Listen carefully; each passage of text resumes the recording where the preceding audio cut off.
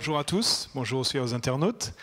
On est très content de pouvoir continuer cette valeur et on s'est dit qu'au bout de la 9e, il était temps de parler d'une valeur importante qui s'appelle la patience. Donc, pour mettre un exercice pratique, la prédication dure à peu près 1 heure. Peut-être si vous n'êtes pas assez patient, vous râlez, on mettra 1h30 et ainsi de suite. Ça vous va comme programme ? Je ne sais pas pourquoi, tout d'un coup, j'ai un peu moins de monde. On est tous confrontés à nos manques de patience. Et vous n'êtes pas obligé de regarder votre voisin, si c'est votre conjoint, ou si c'est vos enfants. On a besoin de patience au quotidien. J'imagine des fois être dans une classe de maternelle. Et je sais que Nelly, tout à l'heure, elle réagissait parce que quand on est dans une classe avec des petits-enfants, je me dis, il doit y avoir sujet à grandir dans la patience au quotidien. Vous savez, vous avez nos enfants, quand ils grandissent, et puis ils sont tellement mignons, mais ils sont les nôtres.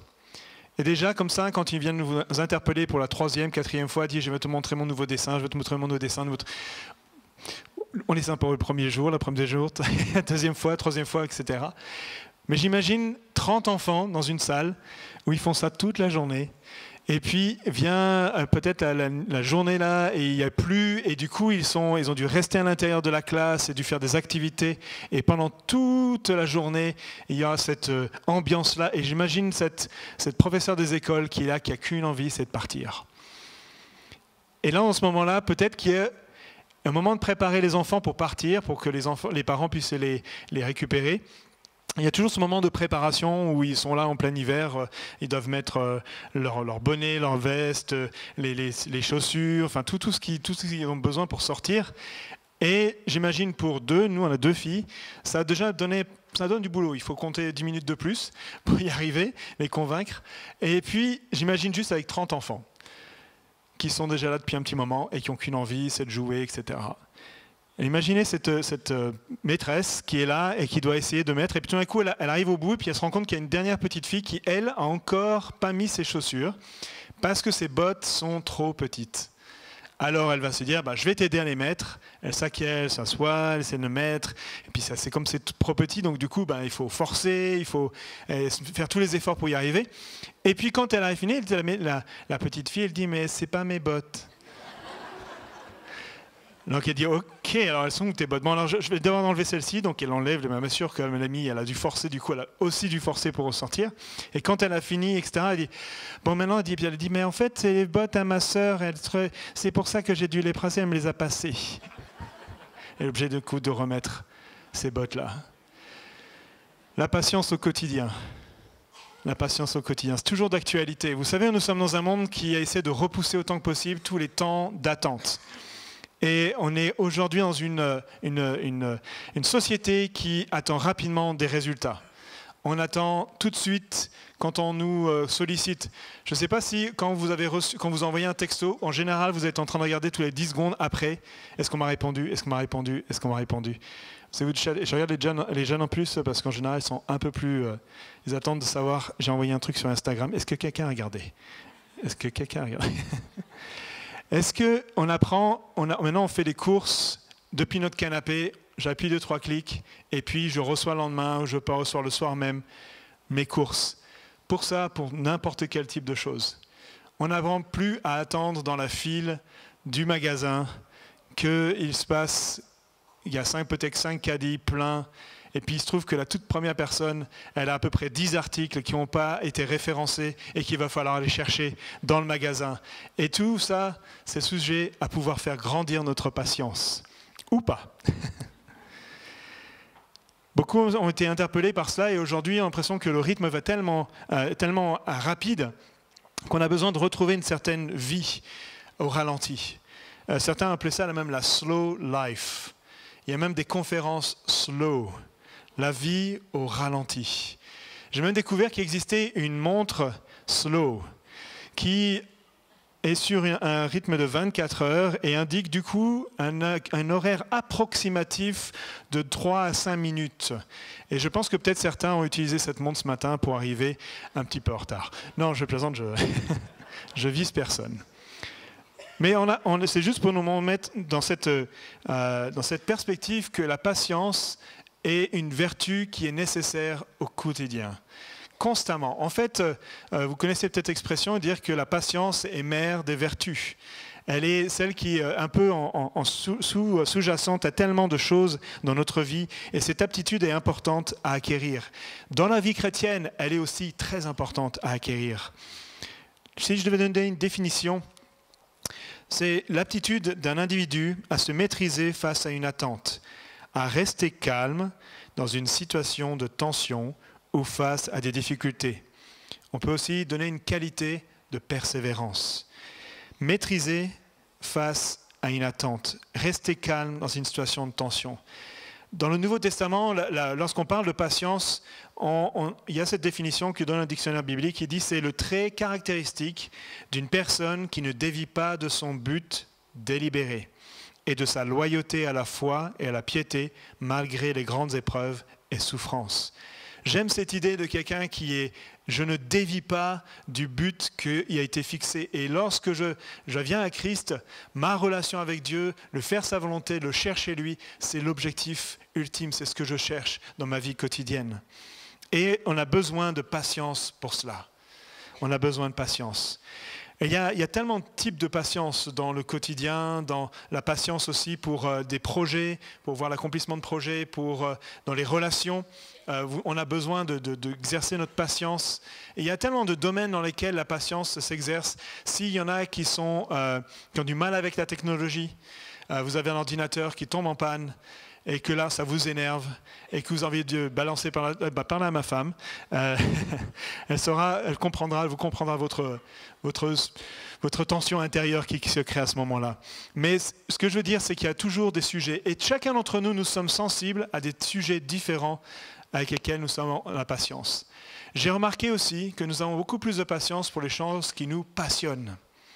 On est capable d'attendre parfois des heures à la file d'attente du cinéma, la veille pour pouvoir regarder un film qui sort le lendemain soir. C'est fou. Quelle patience! Peut-être la même personne qui n'a pas la patience d'attendre que le micro-ondes ait fini de finir de cuire l'aliment. On a tous des angles morts dans la patience. Et peut-être si vous n'avez pas encore découvert, peut-être que vous allez le découvrir dans les prochains jours. Parfois, lorsqu'on pense être patient et puis on rencontre que le mariage nous aide à nous rendre compte qu'on a besoin de patience dans les relations. Parfois, si on arrive à peu près bien, c'est peut-être les enfants qui vont nous rappeler que nous avons besoin de patience. Peut-être c'est notre travail qu'on va trouver qu'on a besoin de patience. Peut-être que ça va être dans notre vie quotidienne, dans des choses qui nous agacent. Et on a besoin de voir cette irritation avec un regard particulier. Et aujourd'hui, j'aimerais vous amener sur un certain type de patience, mais une patience qui a une vertu particulière, c'est celle d'être un agent de transformation dans nos vies. La patience comme agent de transformation dans nos vies. Dans Jacques, j'aimerais vous lire un texte dans l'épître de Jacques, au chapitre 1, verset 2. Et Jacques, c'est quelqu'un qui est plutôt direct lorsqu'il écrit ses lettres. Et il va directement dans ce sujet-là, dès le deuxième verset, et dit « Mes frères, quand vous passez par toutes sortes d'épreuves, considérez-vous comme heureux. Car vous le savez, la mise à l'épreuve de votre foi produit l'endurance. D'autres traductions disent la patience. Mais il faut que votre patience, endurance, aille jusqu'au bout de ce qu'elle peut faire pour que vous parveniez à l'état d'adulte. Soyez pleins de force, des hommes auxquels il ne manque rien. » Voilà l'objectif. Un objectif de la patience pour nous. Faire de nous des adultes, pleins de force, des personnes auquel il ne manque rien. L'autre version dit où on est parfait, complet, entier. Et j'ai l'impression qu'on a besoin de voir cette perspective-là pour que notre patience au quotidien soit mieux vécue. Le problème de la patience, c'est qu'elle ne vient pas comme ça.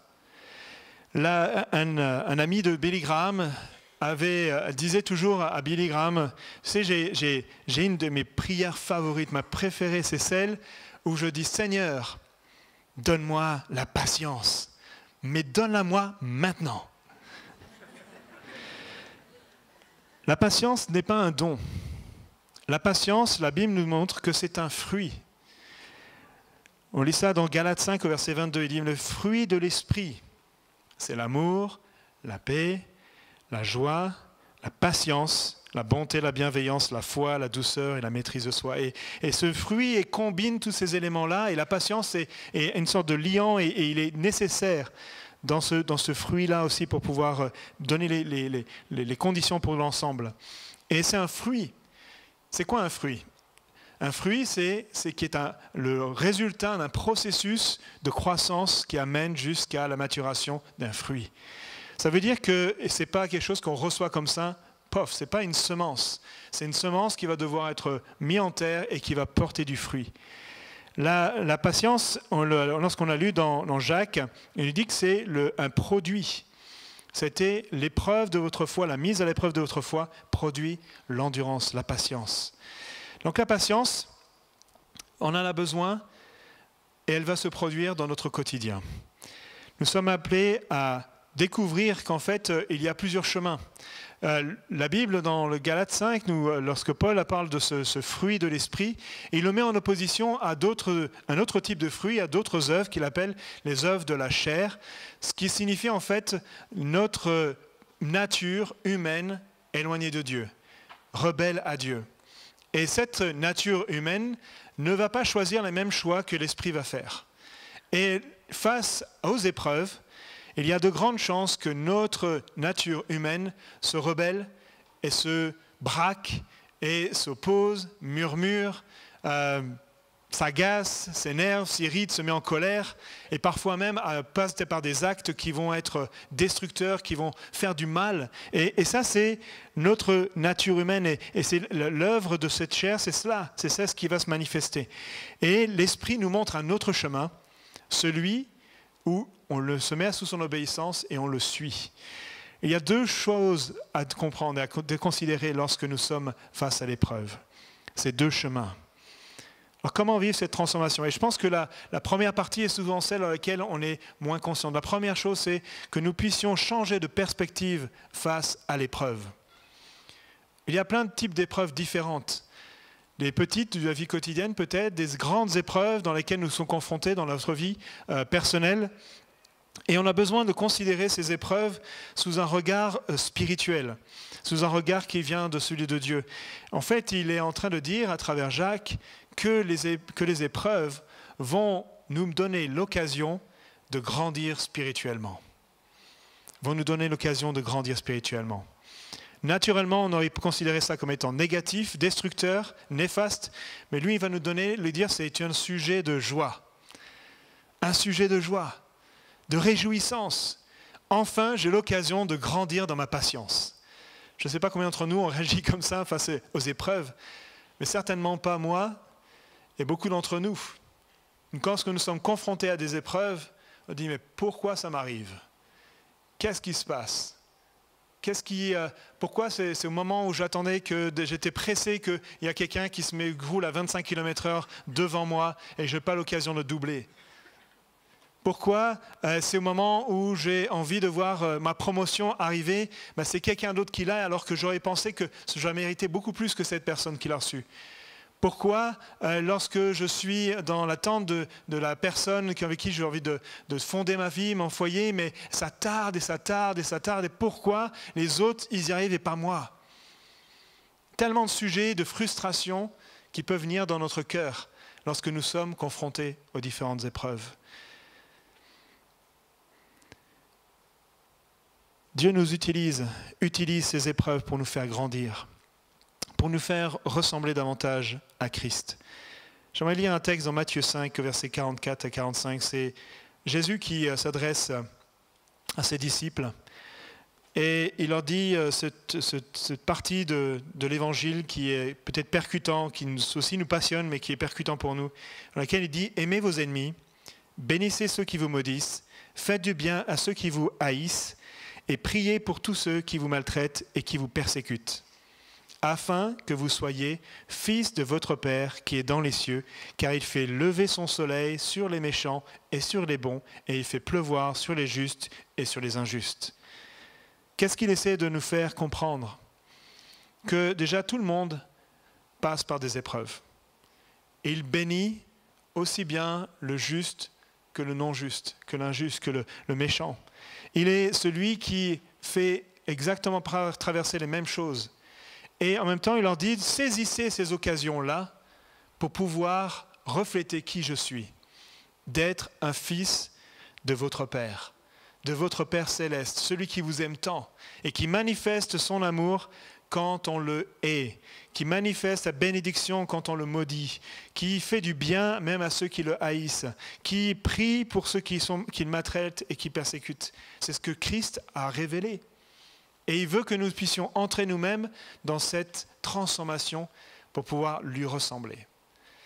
Alors c'est sûr que c'est tout un programme. Et peut-être tu dis, aujourd'hui j'en suis bien loin. Alors j'ai une bonne nouvelle pour toi.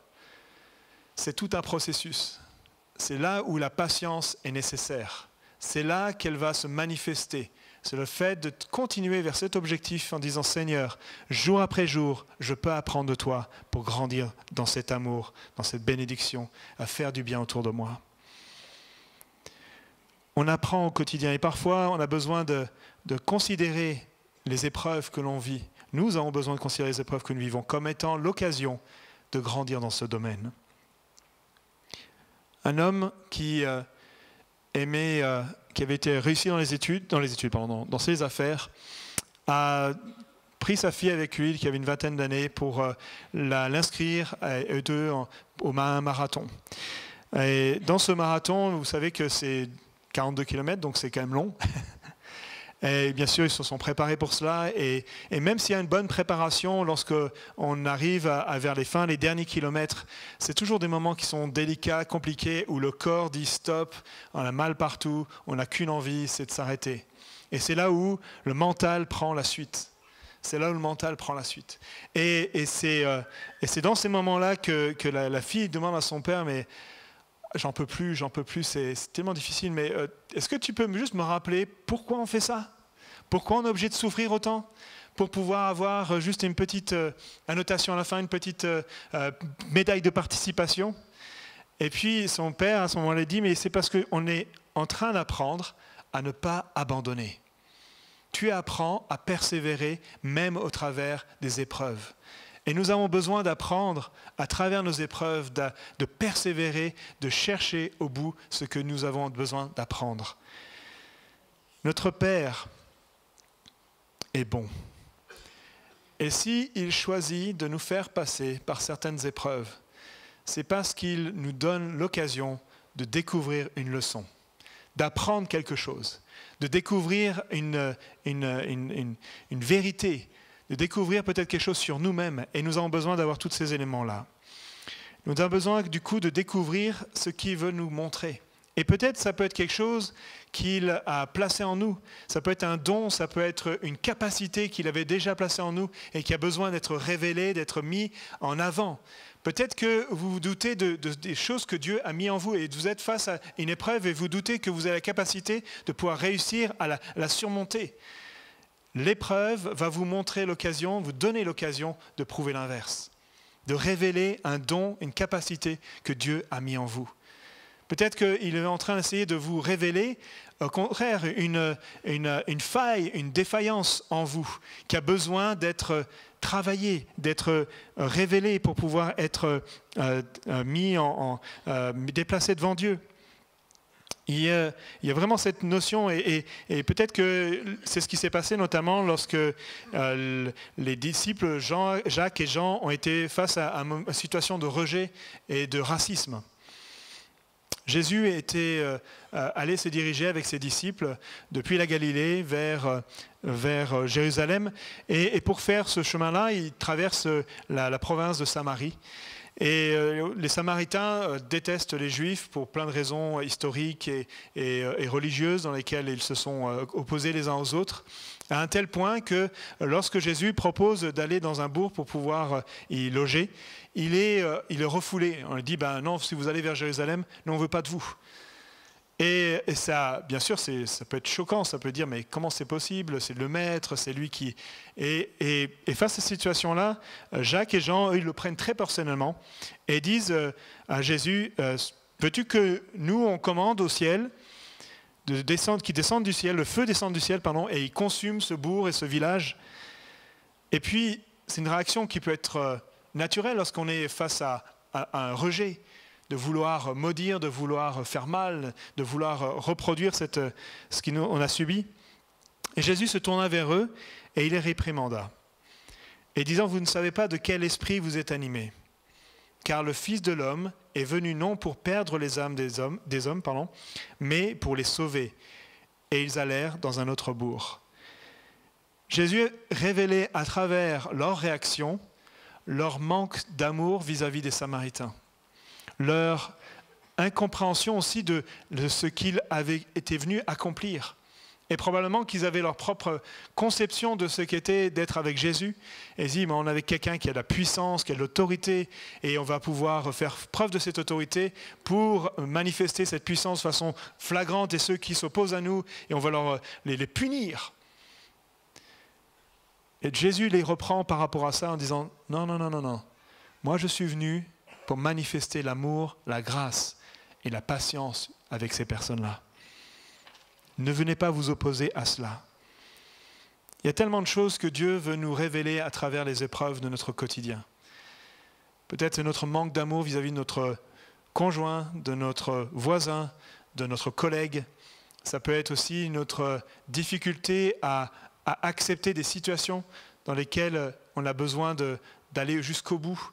Et je crois que Dieu nous aide à travers toutes ces situations à creuser notre cœur, à aller en profondeur et de nous aider à grandir en maturité.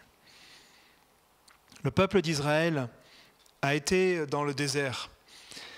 Et pendant ce temps dans le désert, c'était un temps à la fois d'épreuve, mais aussi un temps de bénédiction dans lequel Dieu les a mis pour pouvoir continuer à être prêts pour la prochaine étape qui était de passer d'esclaves à conquérants. Et eux, pendant ce processus-là, ils avaient beaucoup de mal.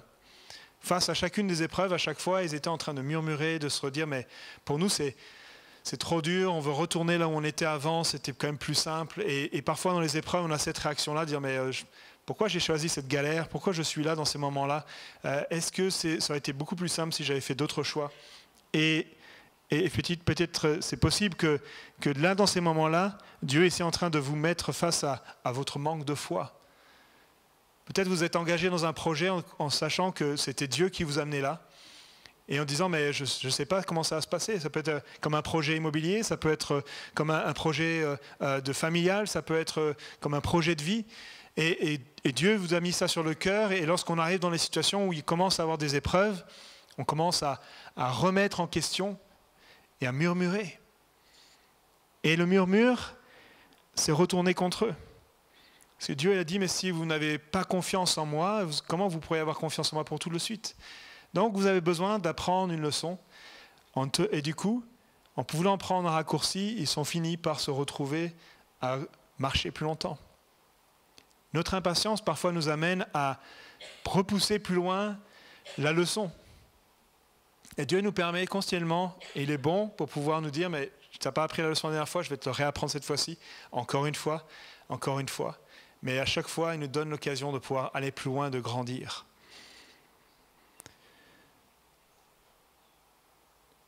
Comment on fait une fois qu'on a identifié ces choses-là?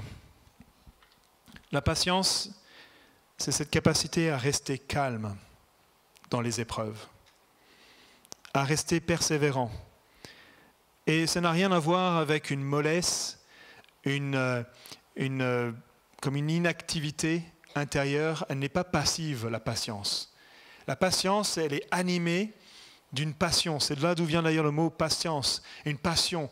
Et Jésus, lorsqu'il est venu montrer cette passion, c'est cet épisode qui était là où il était là à souffrir toutes les persécutions, à souffrir les réprimandes physiques, morales, verbales, dans tous les domaines dans lesquels il a été confronté. Tout cet épisode-là, c'est ce qu'on appelle la passion, et il est resté déterminé jusqu'à la mort. Et c'est cette patience qui est là pour nous déterminer. Et ça ne demande pas d'être lâche, au contraire. Ça demande d'être fort, courageux, déterminé, parce qu'il savait qu'il avait une mission à accomplir. Il avait une passion à accomplir. Il avait quelque chose qui était au fond de son cœur, qui dit, moi je suis capable d'endurer toutes ces choses-là parce que je sais pourquoi je le fais. Je le fais pour ceux qui sont là. Je le vois, je le fais pour toi, je le fais pour toi, je le fais pour toi, je le fais pour nous, je le fais pour l'humanité. J'ai une mission à accomplir. Et dans notre vie chrétienne, nous avons besoin aussi d'être boostés par cette mission. Et pour cela, on a besoin de simplement dire, Seigneur, je ne veux pas avoir mon propre chemin, je veux avoir ton chemin à toi. Parce que la patience, c'est une attitude d'humilité. Moïse, on l'a vu il y a quelque temps, lorsqu'on a vu la valeur de l'humilité, était connu pour son caractère humble.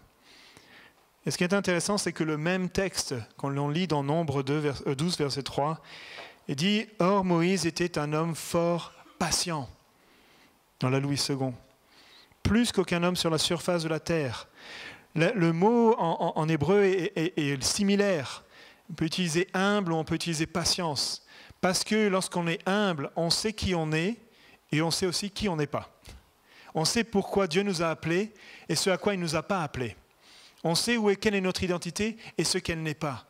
Et Moïse avait reçu cette capacité d'être patient pour traverser toutes les épreuves et il a dû devoir faire preuve de beaucoup de patience. Beaucoup de patience. Et on a besoin, nous, d'avoir cette capacité de pouvoir être patient, de pouvoir traverser les situations. Et on a besoin d'être humble dans ces situations-là. Peut-être que lorsque nous sommes confrontés à des moments d'épreuve, nous sommes confrontés souvent à nous opposer aux autres en pensant que c'est eux qui ont besoin de bouger, c'est eux qui ont besoin de changer. Mais Dieu est peut-être en train de te dire, c'est toi qui as besoin de changer. C'est toi qui es en train de peut-être être remis en question. Et Moïse avait vraiment reçu cette capacité. Et d'ailleurs, c'est un moment particulier où ça s'est passé lorsque ce verset est sorti de ce texte.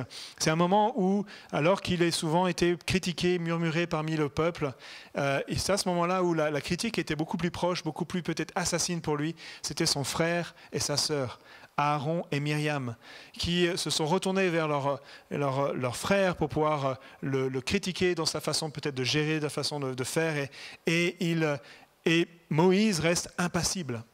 Il reste impassible par rapport à ces situations-là.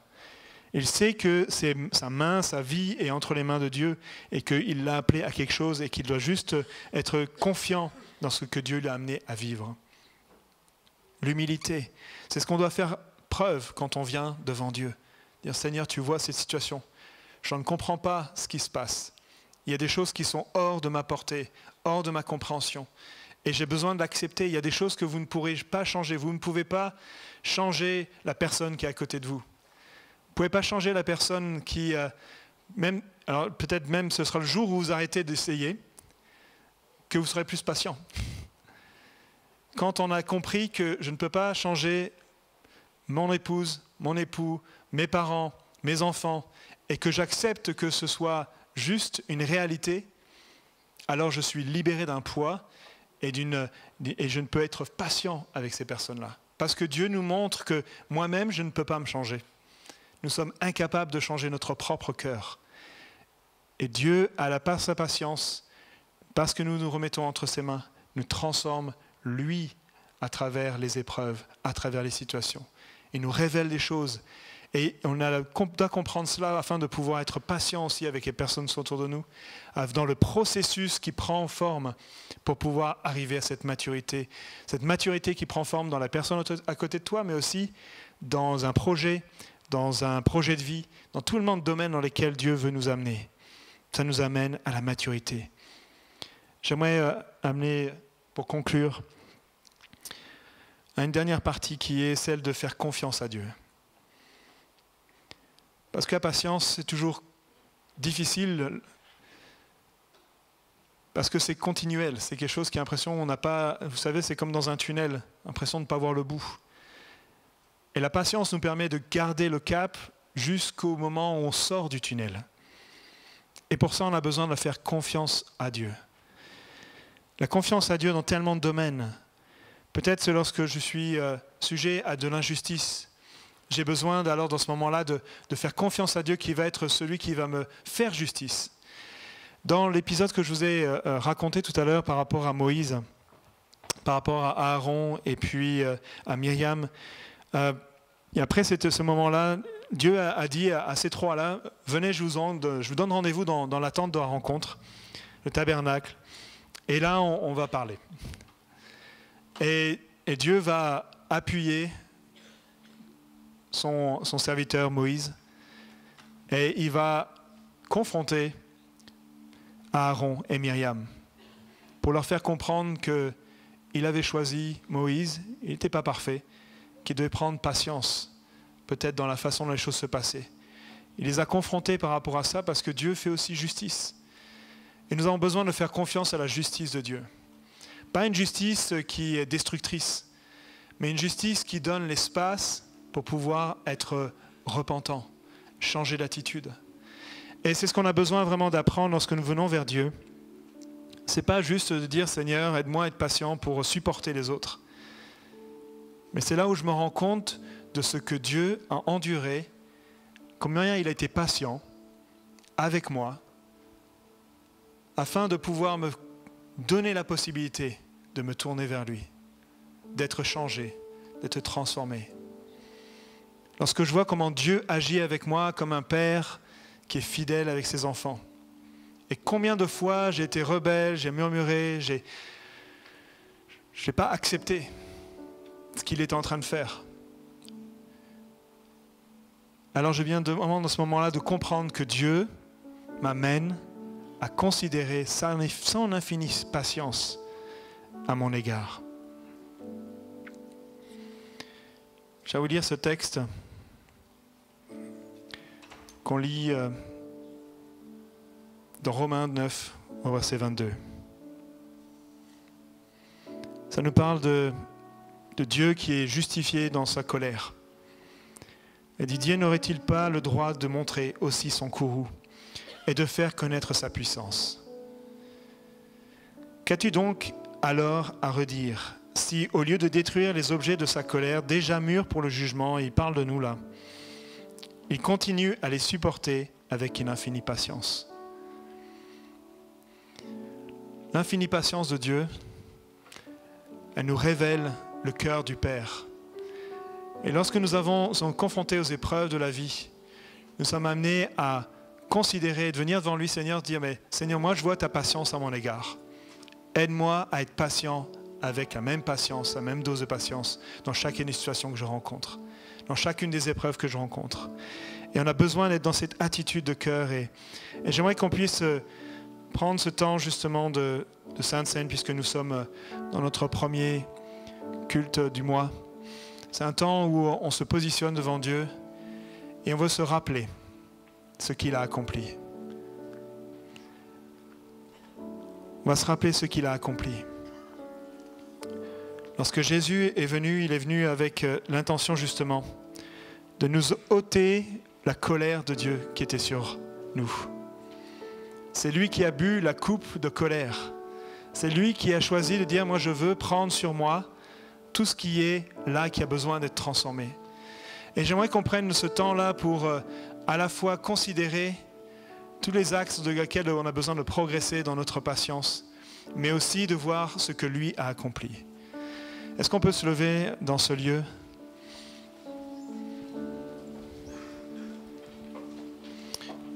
Je ne vais pas faire un appel, ou peut-être juste un appel à votre place. Parce que vous savez probablement les épreuves que vous êtes en train de traverser. Peut-être pour certains d'entre vous, c'est comme évident dans votre cœur. Et de vous poser cette question au Seigneur, qu'est-ce que tu veux que j'apprenne de cette situation-là? Est-ce que je suis en train d'être mis à l'épreuve pour pouvoir grandir spirituellement? Et comment je vois c'est ce que je suis en train de vivre? Est-ce que je n'ai pas besoin de changer de perspective par rapport à ça? Est-ce que j'ai besoin peut-être aussi de voir qu'est-ce que Dieu est en train de montrer au fond de mon cœur qui a besoin d'être changé? De révéler peut-être quelque chose qui était caché, qui a besoin d'être mis à la lumière. Et j'aimerais qu'on puisse prendre ce temps-là pour de venir devant Dieu à travers ce temps de Sainte Seine et de dire, Seigneur, tu vois, toi, à travers ce pain et ce vin, tu t'es donné pour que Dieu continue à être patient. Pour que cette patience, elle perdure encore. Et aujourd'hui, nous sommes encore dans une année de grâce que Dieu multiplie encore, pour nous donner l'occasion de venir à lui encore et encore. Chacun d'entre nous, mais aussi ceux que Dieu a appelés. Et en tant qu'Église, nous avons besoin d'être patients, afin que nous puissions accompagner ceux qui ne le connaissent pas, afin que nous puissions nous accompagner les uns les autres dans cette maturité. Prenons ce pain et ce vin avec cette disposition de cœur. En sachant aussi une dernière chose, c'est que notre patience, elle est aussi pour celle du retour de Jésus-Christ. Dans Matthieu 26, versets 26 à 29, il est en train d'instituer ce qu'on appelle la Sainte Seine. Pendant qu'il mangeait, Jésus, ses disciples, Jésus prit du pain. Et après avoir rendu grâce, il le rompit et le donna aux disciples en disant « Prenez, mangez, ceci est mon corps. » Il prit ensuite une coupe et après avoir rendu grâce, il la leur donna en disant « Buvez-en tous, car ceci est mon sang, le sang de l'alliance qui est répandu pour plusieurs, pour la rémission des péchés. Je vous le dis, je ne boirai plus désormais de ce fruit de la vigne jusqu'au jour où j'en boirai de nouveau avec vous dans le royaume de mon Père. » Et nous avons hâte de vivre ce moment-là. Et nous avons besoin d'être patients jusqu'à ce que ce jour arrive. Soyons patients. Soyons patients les uns avec les autres. Soyons patients dans l'attente de ce que Dieu va faire. Je vais laisser le temps de chant nous diriger et que nous puissions vivre ce moment-là devant Dieu.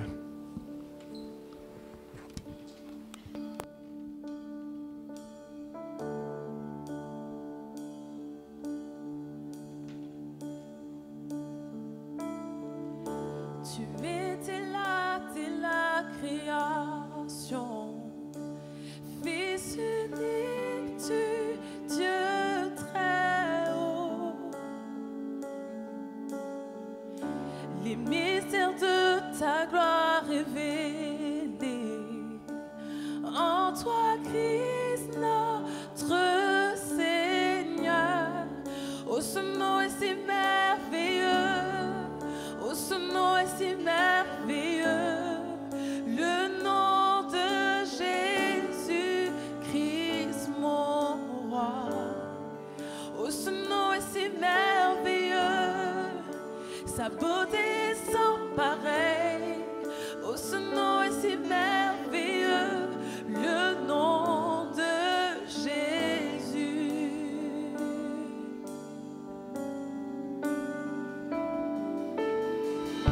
Tu n'as pas voulu les cieux sans nous. Alors Jésus, tu es venu. Ton amour a vaincu mon péché. Plus rien ne peut nous séparer. Oh, ce nom est si glorieux. Oh, ce nom est si glorieux, le nom de Jésus-Christ, mon roi. Oh, ce nom est si glorieux, sa beauté est sans pareil. Oh, ce nom est si glorieux, le nom de Jésus. Oh, ce nom est si glorieux, le nom de Jésus.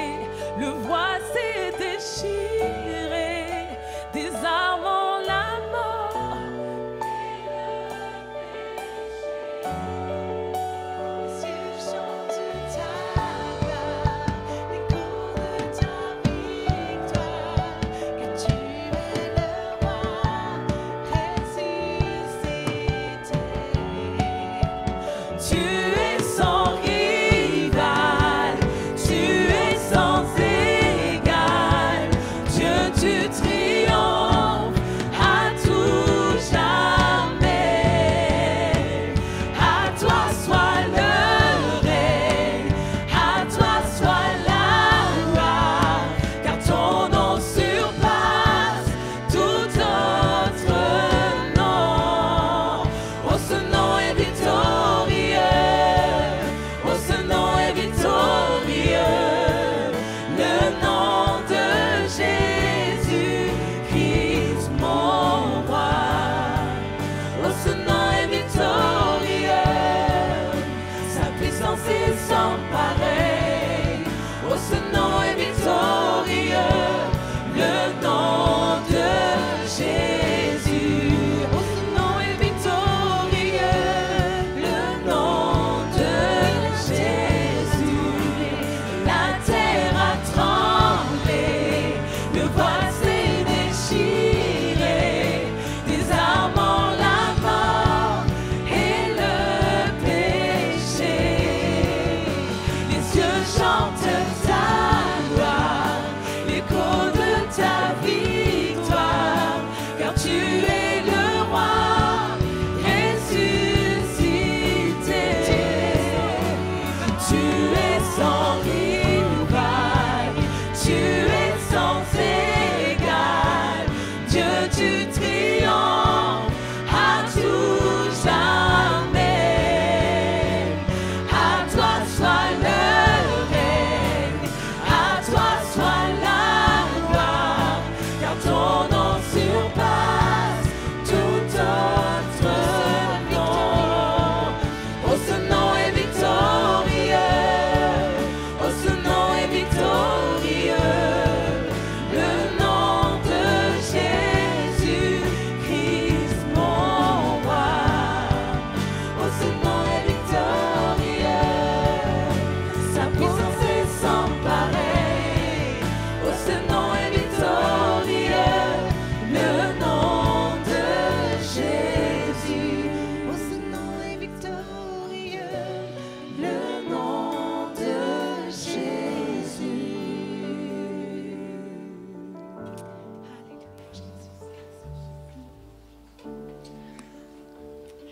Lorsqu'on est en patience, c'est qu'on a les yeux fixés sur Jésus, victorieux, glorieux.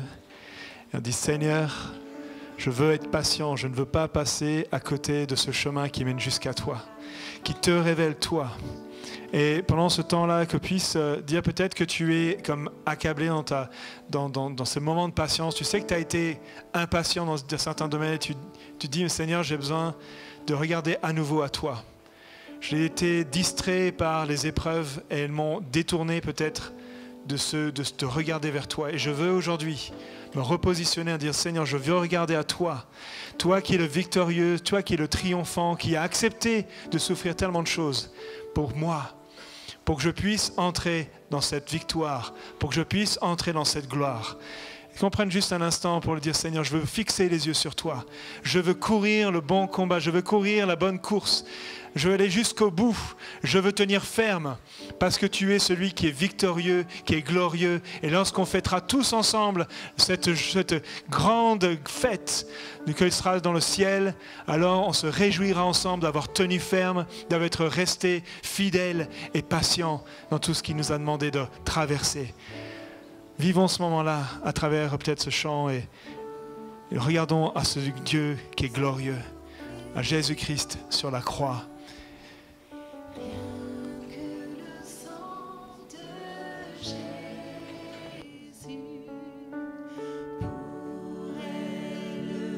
Je ne réclame rien que le sang de Jésus. Rien ne peut sauver mon âme, rien que le sang de Jésus. Pour elle, je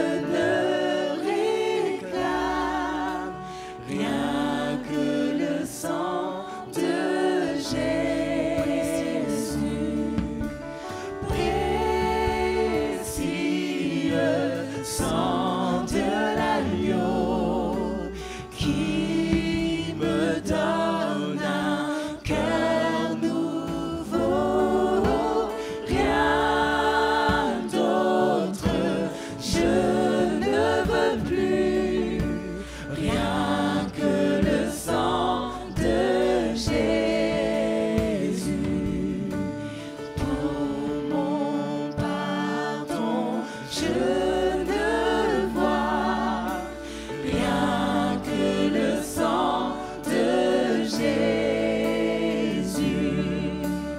pour mon salut. Je ne crois rien que le sang de Jésus. Précieux sang de l'agneau qui me donne un cœur nouveau. Rien d'autre je ne veux plus, rien que le sang de Jésus. Précieux sang, précieux sang de l'agneau qui me donne un cœur nouveau. Rien d'autre je ne veux plus, rien que le sang de Jésus.